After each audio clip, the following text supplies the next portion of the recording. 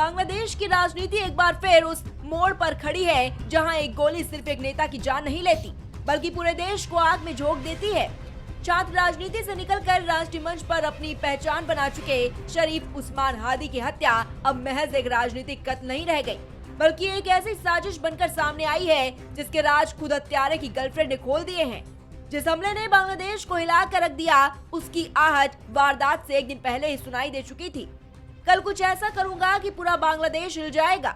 ये शब्द अब सिर्फ एक बयान नहीं बल्कि एक खौफनाक सच बन चुके हैं जिसने पूरे मामले की दिशा ही बदल दी।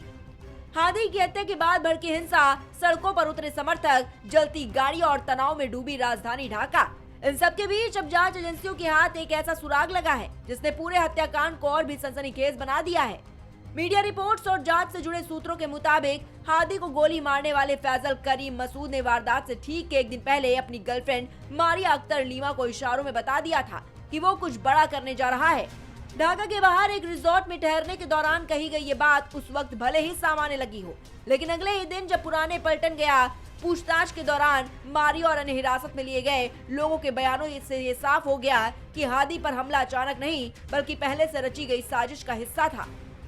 12 दिसंबर का दिन बांग्लादेश की राजनीति के लिए निर्णायक साबित हुआ। ढाका के पुराने पलटन इलाके में चुनावी माहौल पूरे जोश में था।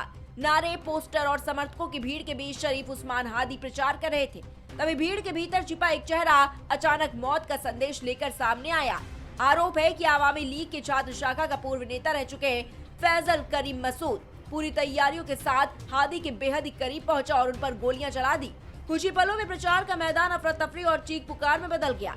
गंभीर रूप से घायल हादी को तुरंत अस्पताल ले जाया गया और बाद में सिंगापुर रेफर किया गया, लेकिन तमाम कोशिशों के बावजूद बीती रात उन्होंने दम तोड़ दिया। उनकी मौत की खबर आते ही बांग्लादेश में हालात बेकाबू हो गए और राजनीतिक हिंसा की आग एक बार फिर भड़क उठी। Desk report, prime TV.